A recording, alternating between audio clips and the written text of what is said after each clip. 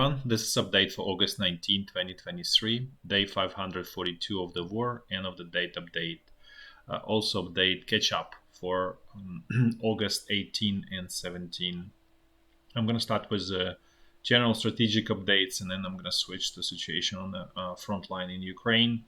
I just want to quickly provide update on the situation in the US financial system. Things are not changing from the previous times. Basically, it's a frozen problem with some signs of remission, as we can see here, but not really. If you look at the orange line, it starts to pick up. So basically, the problem is for now frozen but not resolved. This chart shows the same. The deposits are not really growing, not really going down, so just kind of sideways move there. Now I just want to provide quick update on what's going on in the economy in the world, because it really drives a lot of sort of military action, and that's why I always talk about it. So first of all, what's going on in the US in terms of export and import? As you can see, the prices, especially for US export, are going down, and they're going down faster than import prices, which is kind of bad sign, generally speaking, because it really means that you need to do significant price concessions on your export, while on price on the import, which is what you buy to consume, you don't get much of a concession. So basically, it's kind of like a scissors, and you're getting cut by those scissors, and this is not a good situation.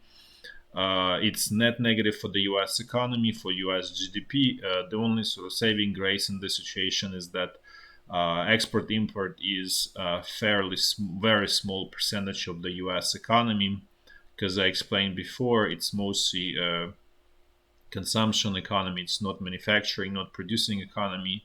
So as a result, this, by virtue of that, it doesn't have huge effect.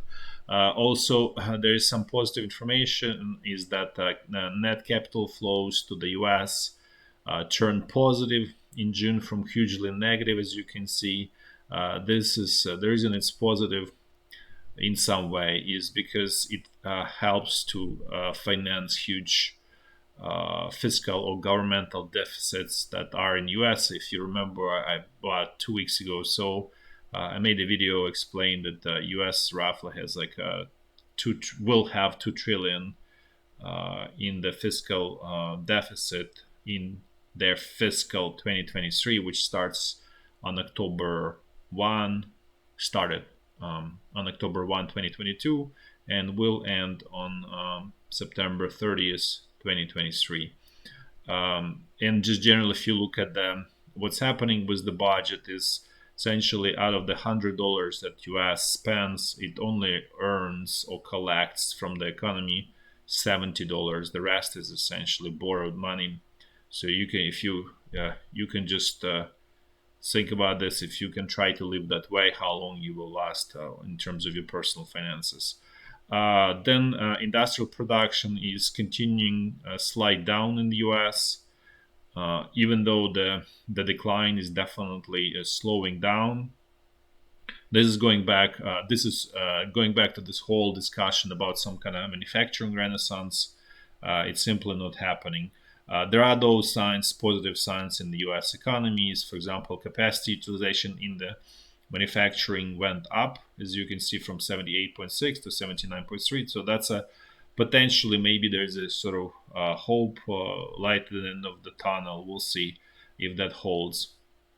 The US job market remains fairly strong with the signs of weakness, and it seems like it's drifting towards weakness, but it's extremely slow move in a negative direction.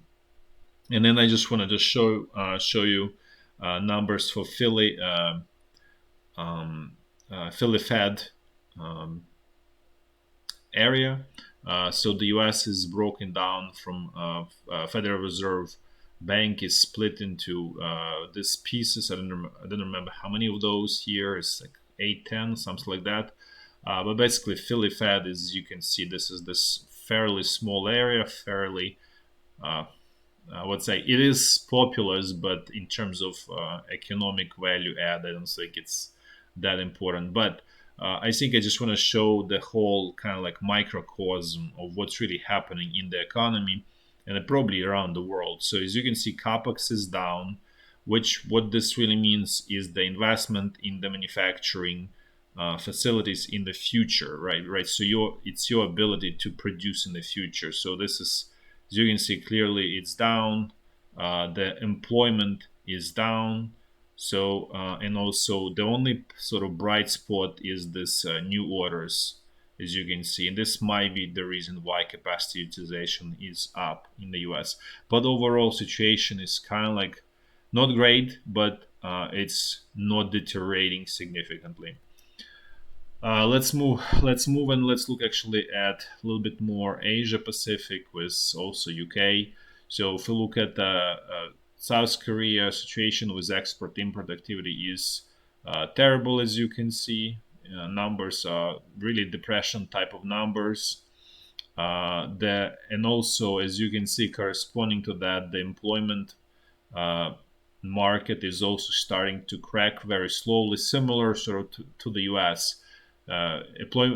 Employment is generally strong everywhere, but it's a very we're at the very early stages, so very clear drift into much higher unemployment around sort of developed world, and that really includes also China.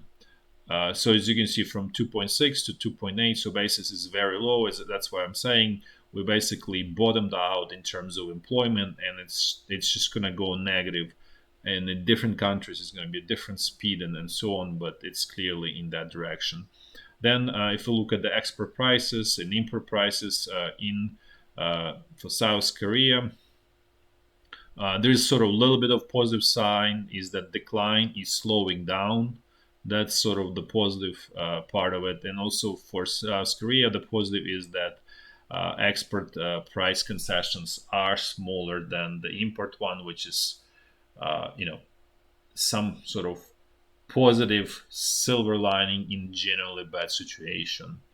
Let's actually look at Japan, which is essentially South Korea competitor with sort of more value added products. That's their sort of specialty on a relative scale relative to South Korea.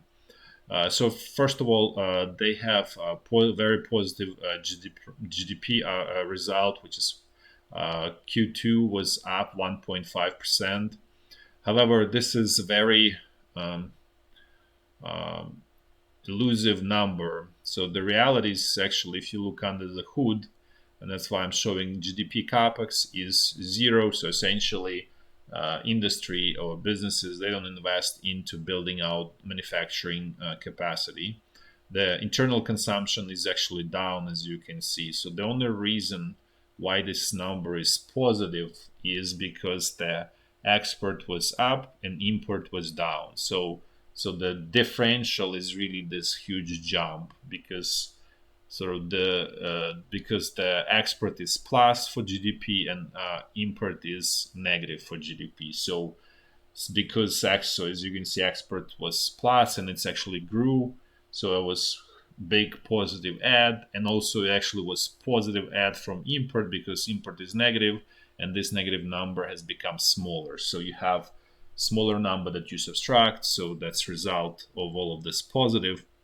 Um, However, if we look, but this is really looks like aberration and sort of one-off outcome that's not sort of reflective of the ongoing reality. The reason I'm saying that is there are actually numbers for exports from Japan for July, and as you can see here, exports are down, imports also though down quite a bit.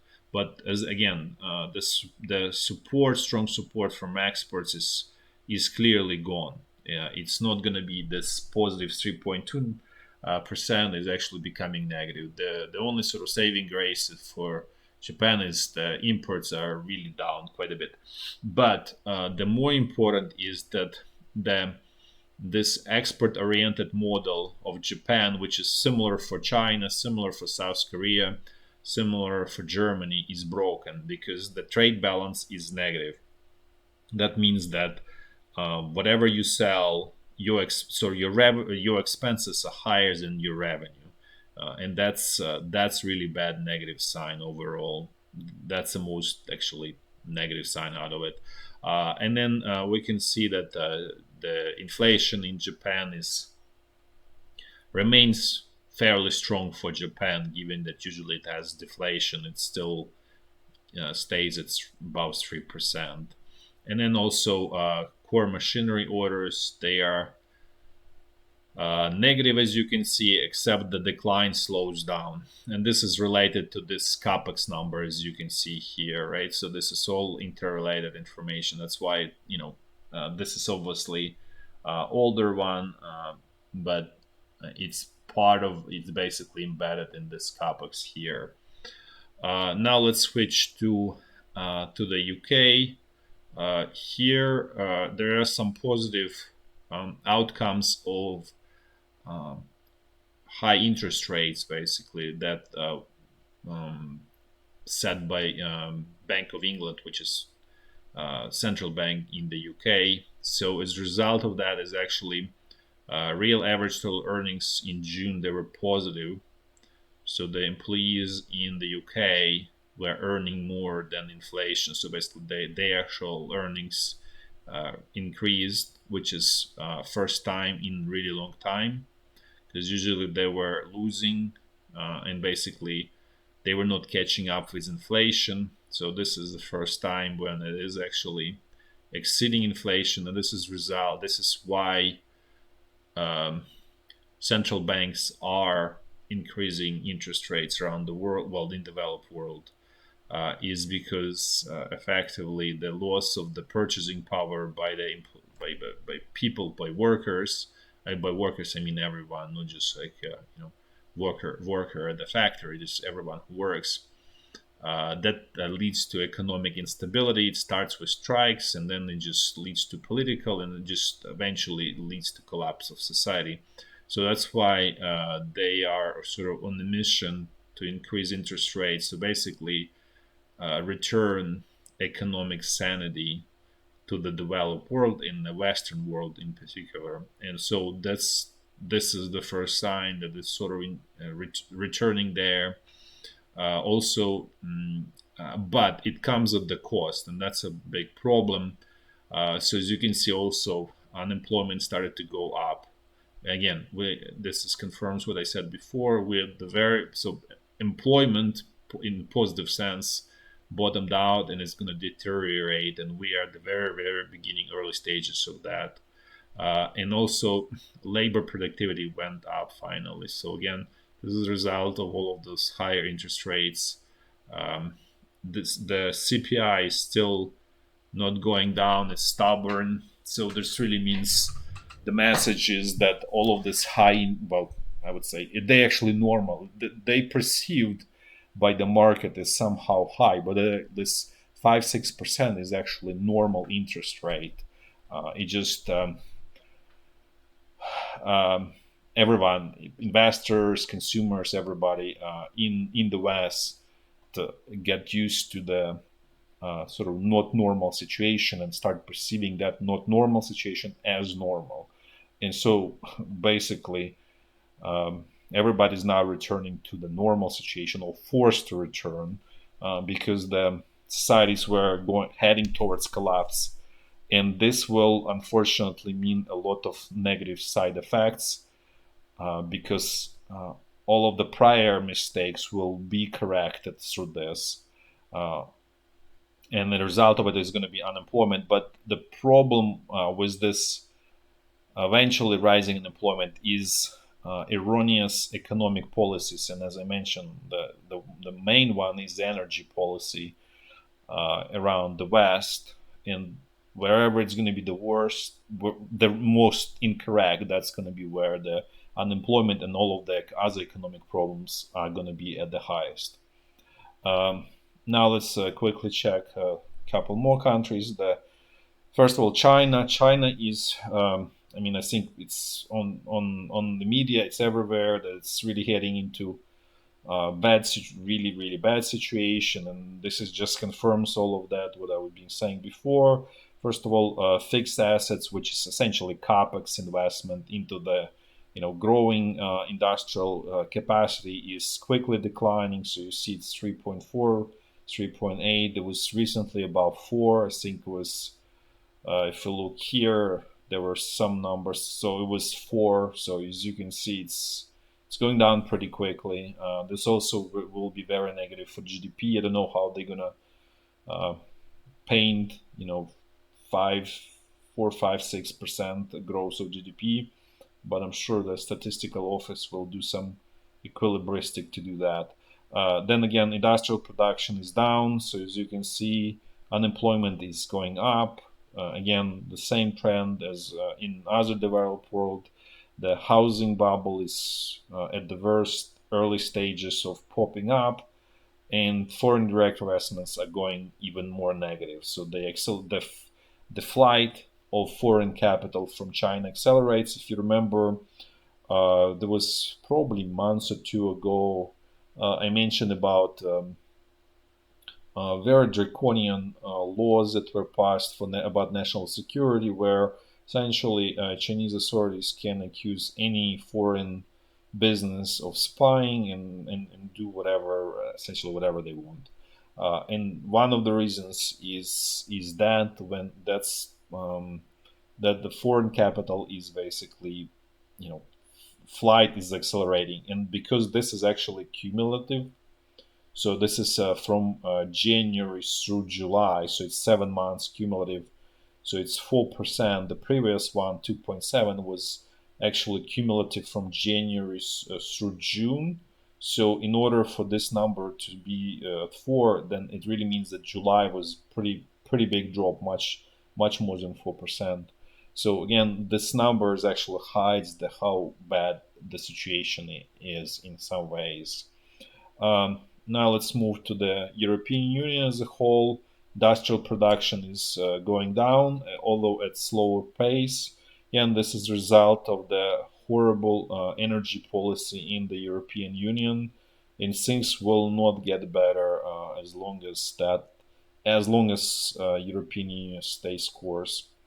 And actually, I would even argue that as things deteriorate in terms of high interest rates, and also high energy prices for the conventional energy, it will become more and more apparent that all of this alternative energy is absolutely not viable, because it's extremely capital intensive, and when high interest rates will force to increase the cost of those alternative energy projects. And also because it's a fake alternative energy, it consumes actually conventional energy to produce those assets that produce alternative energy. And because of the conventional energy goes up in price, so that alternative energy resources will go even more exponentially higher. So essentially, it's going to be like double whammy for this alternative energy, which will make it extremely painful to have and extremely unviable. Basically, it will be sort of the moment where it's going to be straight into your face that it doesn't work. Before you can sort of kind of like you know fool people for some time, some people, but it's we're getting to the moment where you cannot fool all of the people all of the time, and that's going to be a moment for this alternative energy. Also, CPI is not going down, similar to UK, so things are sort of problematic again.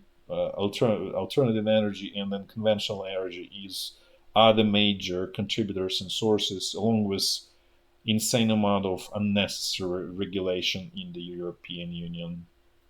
Um, and then also, if we look at Germany, you can see that this survey of current economic condition is bad and gets worse. Again, that's a result of what I just discussed. So this is just sort of mirror that reflects that reality. Now let's switch a little bit closer to Ukraine. I mentioned about this special radio electronic warfare. It's going on the front line, and it's actually very active. I don't talk about it much, but it's actually this war is actually fuels quite a bit of R&D in this area, and in actually very fast and quick development in this area of the warfare. So first of all, there are these FPV drones, which you can see here. It's extremely primitive, extremely cheap. It's expendable material, and but at the same time, they become super deadly, super um, I wouldn't say fear, but like they inflict huge amount of losses both to the equipment and to the people on both sides, and both sides suffer mightily from this. And as I said, they can be fairly cheaply mass produced, like a porridge or sausages, not porridge, sorry, sausages, and so which they are, and so they use the large numbers and as I said, create a lot of losses on both sides. The only limiting factor is actually just pilots, because you need fairly skilled people to pilot them. So that's the only reason why it's not becoming absolutely horrific. So, and I mentioned before that Russian side is actually much more active. They have very advanced radio electronic warfare, how to say, equipment, many types of them, like really huge sort of lineup. I would almost I don't know obviously to the you know perfectly, let's say, what Europe or US has or Israel has, but I would actually bet that Russia has probably more and more advanced than any of these countries. So, and having, even though Russia typically very bureaucratic, very sort of backwards in many ways, but they're actually quickly developing solutions against these FPV drones. And I mentioned this last time. There was a question from one of the viewers. So, what frequencies it uses? So, what it is this box, right? That's being put on Russian tanks. It's called Triton here, and basically it suppresses four frequencies, and those four frequencies are used to control this FPV drones. Those frequencies, as you can see here. So this is the frequencies. Apparently, this is basically antennas for those frequencies. So what it is they suppress the signal so this drone doesn't get directed perfectly at the target and essentially misses. And that's the whole point of this things. The only thing is that you can modulate your frequencies that you use for command link to these drones to something else, so you basically evade this problem. But yeah, it's basically a sword and a shield problem, and we'll see how it's going to be developing. But for now, Russian forces have this shield. We'll see how it works, if it's really sort of well designed, but at least they're trying. They're also trying more, as I said. They're developing a lot of lineup of all sort of radio electronic warfare systems, and this one is actually the same idea, except this is not for the equipment. This is to protect infantry. And again, this is the frequencies that it suppresses. It's actually a bigger lineup, as you can see. The only problem with it is that it only works for 40 minutes. So obviously you don't know when you're gonna get attacked. So the life is obviously totally insufficient. The protection is 15 to 15 meters. Also doesn't guarantee 100% protection. And the geometry of the protection is more sort of shield, not a sphere, or how to say, rectangular shape, not a, so basically it's a 2D, not 3D protection. So if you really need like kind of create this sort of something quasi-sphere, you basically need to have, probably 3 or 4 of this to cover you completely. And again, as I said, there is a problem. So this is kind of like at the very beginning of all of this. This is just sort of, you know, both sides are suffering. They starting to develop things to address those problems. I'm sure there will be sort of new iteration to make it work, non-stop and so on. But what the importance of this is there is some movement, some attempts to address the problem on the systemic level in the Russian army, as opposed to Ukrainian army. It's nothing systemic. Some people develop it just like a small shop, just not part of the big system, and that's why it's not solving problems. And so that's a problem on Ukrainian side. And um, the other problem why Ukraine is kind of like caught in a way in a bad situation in this way, because first of all, Ukraine does the military top and political top completely incompetent, so they will never realize to make it a systemic solution. And then in the West, it's also not being developed that much, or if it's developed, it costs like fortune, couple millions.